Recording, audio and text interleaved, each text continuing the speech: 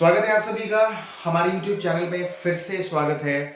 आज हम लोग जो है सेम सिमिलर टॉपिक पढ़ने वाले हैं। दैट मीन्स इसके पीछे का जो हमने है वो ऑलरेडी डिस्कस किया हुआ है, उसके वीडियोस हमने अपने चैनल पर डाला हुआ है, आप उसको देख लीजिए। बाकी इसके डिस्क्रिप्शन में मैं बाकी उन दोनों वीडियोस के लिंक भी डाल दूंगा। आज हमारा जो टॉपिक होने वाला है वो हमारा क्या है, प्लांटेशंस, जो कि फर्स्ट चैप्टर लगभग तीन या चार पार्ट्स में डिवाइडेड है। तो फर्स्ट पार्ट के डिविजन्स में, दैट मीन्स मान लीजिए अगर वो हेडिंग था हमारा, क्या था वो हेडिंग, डिफॉरेस्टेशन वाला, तो उसके अंतर्गत दो फैक्टर्स या तीन फैक्टर्स हमने पहले डिस्कशन किया हुआ है। ये हमारा लास्ट फैक्टर है, प्लांटेशंस। अब हमको समझना ये है कि रीजंस फॉर डिफॉरेस्टेशन के अंतर्गत हमारा जो है प्लांटेशंस आता है, तो आखिरकार किस प्रकार से प्लांटेशंस रिस्पॉन्सिबल है डिफॉरेस्टेशन के लिए, ये चीज हम लोगों को समझना है। उसके पहले एक और चीज हम देख लेते हैं, यहाँ पर क्या है हमारे पास कि कमर्शियल फार्मिंग। भाई कमर्शियल फार्मिंग जो है वो क्या होता है, जैसे मान लीजिए कि जब कभी भी एक फायदे के लिए, एक फायदे क्या, बहुत ज्यादा फायदे बनाने के लिए बड़े से एरिया में जब खेती की जाती है, खेती मतलब ऐसे क्रॉप्स को प्लांट किया जाता है, ऐसे प्लांटेशंस को, ऐसे प्लांट्स को लगाया जाता है जिससे केवल और केवल फायदा बनाना ही उसका मोटिव हो, तो वो हमारा क्या कहलाता है, कमर्शियल फार्मिंग। स्टूडेंट्स ये बहुत छोटा सा टॉपिक है, मैं ज्यादा टाइम नहीं बनाऊंगा, ज्यादा लेट मतलब बड़ा वीडियो नहीं बनाऊंगा इसका, 2 या 4 मिनट का होगा ज्यादा से ज्यादा। अब इसके अंतर्गत क्या आता है स्टूडेंट्स कि नेचुरल फॉरेस्ट वेयर क्लियर। अब ये यहां पर एक क्वेश्चन बनता है कि how it led to deforestation, या हम यूं कह सकते हैं how plantations led to deforestation, किस प्रकार से।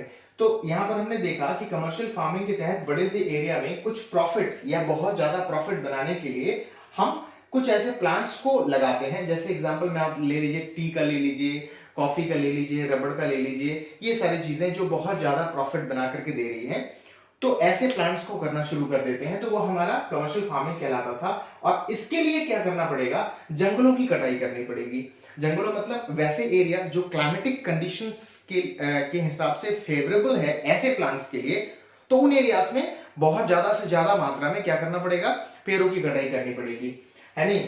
तो इसकी वजह से क्या होगा यहाँ पर कि डिफॉरेस्टेशन को हम रिलेट कर सकते हैं इस बात से। अब क्या है कि आखिरकार ऐसा क्यों किया जा रहा था, आखिरकार केवल क्या प्रॉफिट मेकिंग ही मोटिव था उनका, तो ये तो एक सबसे बड़ा मोटिव था। इसके अलावा जो यूरोपियन जो कंट्रीज वगैरह हैं, उन कंट्रीज में इनकी डिमांड्स बहुत ज्यादा थी, एज अ रॉ मटेरियल इनकी डिमांड्स बहुत ज्यादा थी। अब क्या है कि देखो, अब हमारे यहाँ जो चाय लोग पीते हैं, बहुत समय पहले की अगर बात करें तो लोग छाछ, मट्ठा वगैरह पता नहीं क्या क्या क्या ये सारी चीजें पिया करते थे, और भी बहुत सारी पेय पदार्थ तो बहुत सारी हैं। लेकिन इनकी वजह से जो है लोगों को कई अलग अलग चीजों को लेकर के इंटरेस्ट जगता चला गया और लोग अपना हैबिट बनाने चले गए। आज आपके घर में कोई मेहमान आएंगे, जैसे मान लीजिए आपके घर में किसी का घर में हाल फिलहाल में शादी हो, कोई नए मेहमान घर में आते हैं, मेहमान चाय लेंगे क्या, तो मेहमान तो पहली बार में तो मना कर, ना ना रहने दीजिए, चाय की क्या जरूरत है, अरे ले, ना ना रहने दीजिए, अरे ले लीजिए ना, अच्छा ठीक है लाइए। कहने का मतलब क्या है कि ये ऐसे ही था, मतलब पहली बार में इनकार और दूसरी बार में इनकार, तीसरी बार में बेचारे मेहमान तो ले ही लेते हैं। तो हम कहना क्या चाहते थे कि जैसे मान लीजिए कि एक चाय का, ये हमारा एक पैकेट है चाय का, इसके ऊपर क्या करते थे कि शायद आप कई क्लासेस में इस चीज को पढ़े भी होंगे कि कोई राजा का या कोई बड़े से लोगों का, जिसका लोगों पर मतलब प्रजा पर बहुत ज्यादा इन्फ्लुएंस है, दबदबा है उनका, वैसे लोगों को इस पर जो है एज अ एड, मतलब कहते हैं उसको ब्रांड एम्बेसडर बना करके, या उनको उनका फोटो वगैरह लगा करके जो है इस पर जो है इस तरीके से डाल दिया करते थे। तो क्या होता था कि लोग जब भी इसको देखते थे उनको लगता था कि इतने बड़े बड़े लोग पीते हैं। साथ ही साथ इनके छोटे छोटे सैशे, सैशे मतलब छोटी छोटी पुड़िया जो होती है, या 50 ग्राम, 25 ग्राम, 100 ग्राम, इस तरीके से, वो थोड़े से चीप होते हैं। कहने का मतलब सस्ता होता है, वो छोटा सा होता है, छोटा सा पुड़िया होता है, सस्ता होता है वो, उसको लोग खरीद करके चाय वगैरह बना लिया करते थे। तो कहने का मतलब क्या है कि इनको देख करके लोग इन्फ्लुएंस होकर के इसको खरीदना शुरू कर दिए। तो कहने का मतलब क्या है कि जो चीज वो यूज करना चाहते थे उन्होंने वहां पर भी कस्टमर्स बनाए, यहां भी बनाने शुरू कर दिए, बने ही कस्टमर्स। आज देखिए हर घर में लगो आप, जब भी किसी के घर में जाइए लोग चाय जरूर पूछते हैं। खैर छोड़िए, ये सब बाहर की बातें हैं। तो वहां पर क्या है कि एक तो वहां के जो लोग थे, है नहीं, वहां के जो लोग थे, साथ ही साथ वहां की इंडस्ट्रीज, है ना, वहां की जो इंडस्ट्रीज थी, इनको तो चाहिए था, साथ ही साथ इंडस्ट्रीज को भी एज अ रॉ मटेरियल ये सारी चीजें चाहिए थी।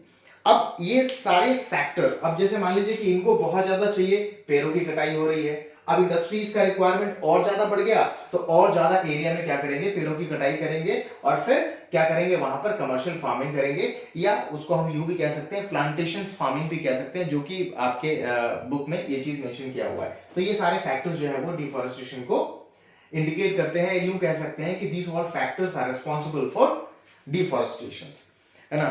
तो कुल मिला के छोटा सा टॉपिक था हमारा जो हमने कवर कर लिया है। नेक्स्ट जो वीडियो हम बनाएंगे उस वीडियो में आपको बता दें कि हमारा जो टॉपिक रहने वाला है the rise of commercial forestry. तब तक के लिए थैंक यू वेरी मच।